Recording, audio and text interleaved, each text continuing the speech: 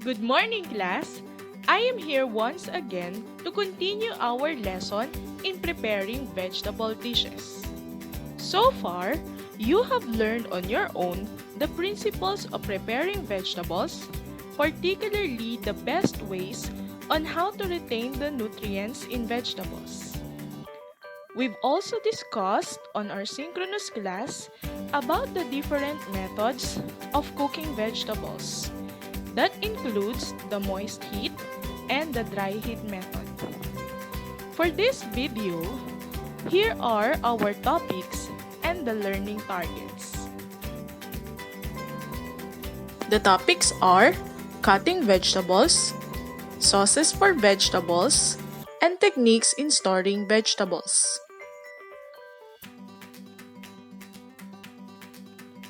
In relation to those topics, here are our learning targets.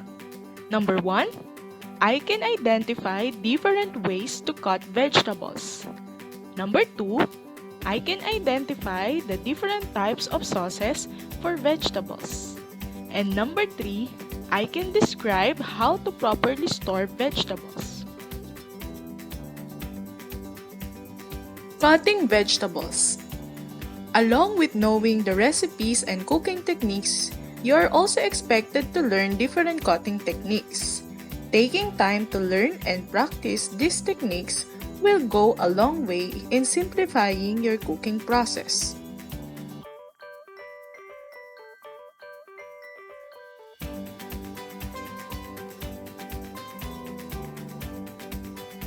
The first one is the brunoise, or the fine dice. This particular technique will allow you to find diced vegetables and fruit. Normally, the food is cross-cut and then sliced across the sticks in order to create fine cubes. Foods that are commonly brunoised include turnips, onions, and carrots. Next is the chiffonade, or chiffonade. This technique is usually done on leafy vegetables and herbs. This is accomplished by first cutting the food into long strips and then cross-cutting them in the preferred thickness. Crushing is a technique that is used to crush foods like garlic and ginger, and it is best accomplished by using a flat surface and using a large blade to press downward on the food. Julienne or matchstick cuts. This technique allows you to cut foods into long, thin matchstick-like pieces.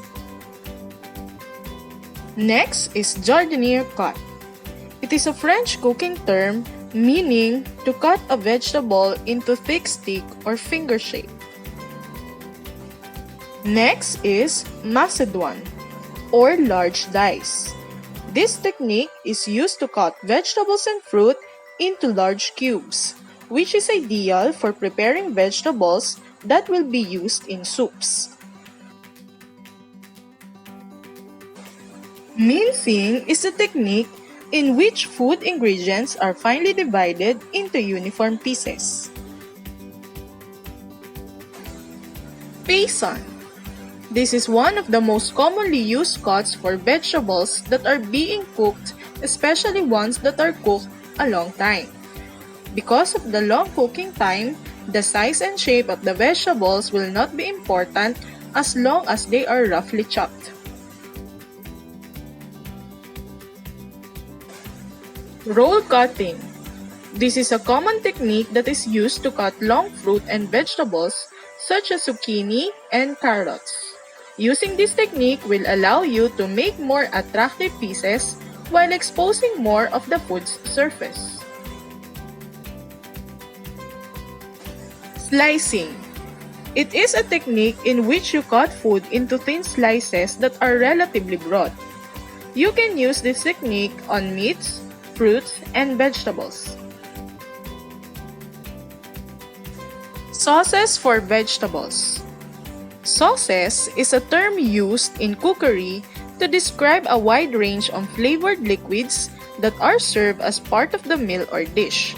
It makes our food more appetizing, look, smell, and taste better, and hence be more easily digested and more beneficial. Here are some sauces that can be used to complement our vegetable dishes. Number 1, Breton. It is a French compound sauce consisting of julienne onion, leeks, celery heart, and mushrooms mounted with butter and cream.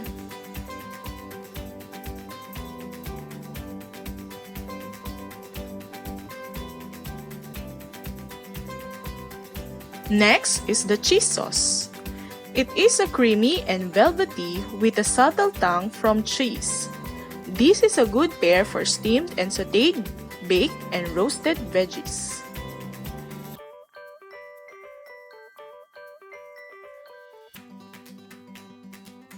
Next is demi-glace.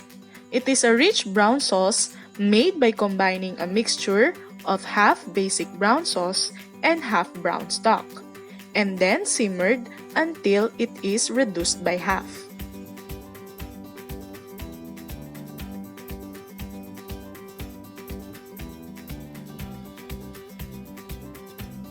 Hollandaise.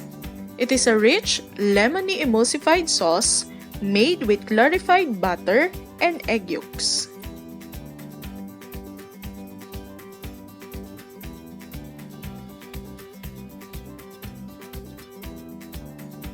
Maltaise. It is a French sauce consisting of hollandaise sauce in which orange juice is used instead of lemon juice.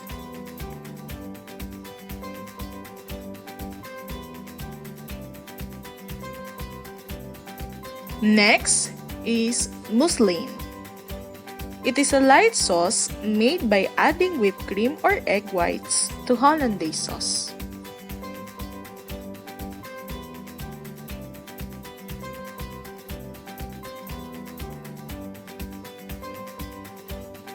Vinegar sauce. It is a light, easy sauce that gives a sweet, tangy Asian flair to vegetables.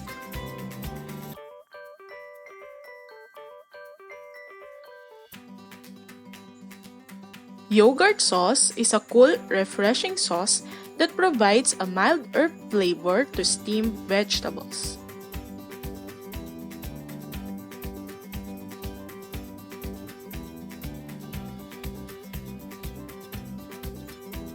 Techniques in storing vegetables. Nothing compares to fresh vegetables, but with these tasty vegetables also comes some special considerations. You likely do not have time to run to the market every day. Therefore, you will have to determine the proper vegetable storage methods to keep the products you buy in good condition for the longest period of time.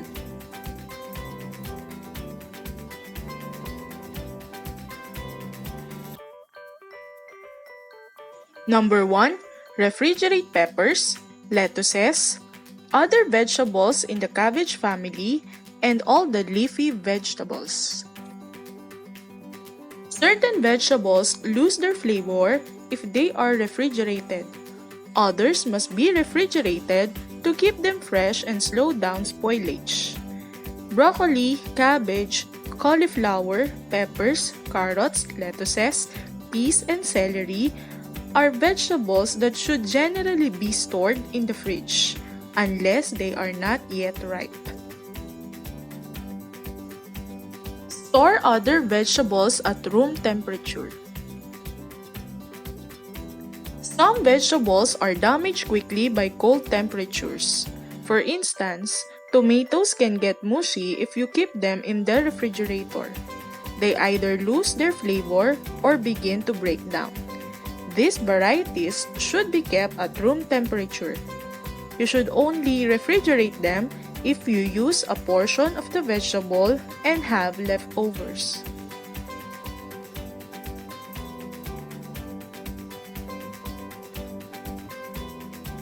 Number 3, keep some vegetables in a cool, dry location. Some vegetables must be stored in a cool, dark, and dry location to slow down spoilage and prevent new growth. Sweet potatoes, onions, turnips, and garlics are the vegetables that should not be refrigerated unless you cut into them and use a portion of them. Avoid direct sunlight. For vegetables that keep best at room temperature, you should avoid direct sunlight. Even when storing varieties that do not require a dark and cool location, you should still avoid sunlight. Direct sun exposure leads to ripening. In excess, sunlight leads to over-ripening or rapid spoilage.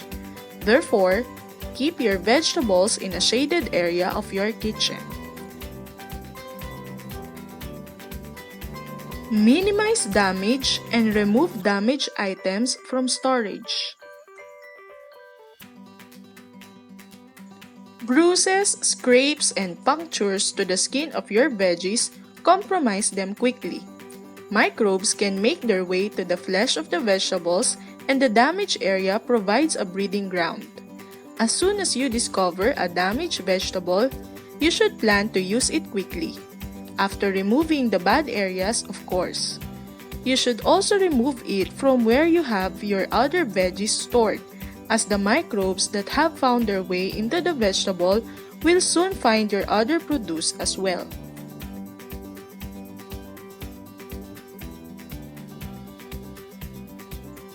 Place cut vegetables in the refrigerator.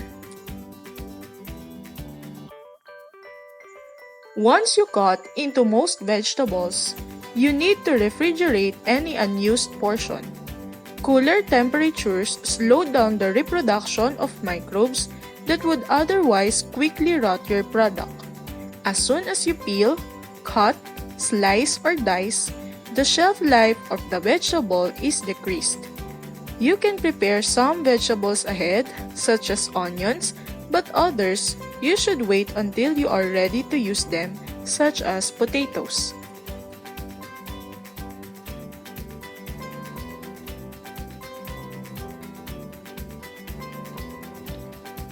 For CSMA values integration, vegetable dishes are one of the healthiest dishes that you can prepare for your family. Remember that cooking is an act of care and love. It is also important that you are mindful of the ingredients you choose to cook with. The food you prepare will come out nourishing and genuinely satisfying. And when you're cooking mindfully for others, they will undoubtedly notice the care and consideration you poured in their meal. That's it for today. Take care and see you on our next meeting.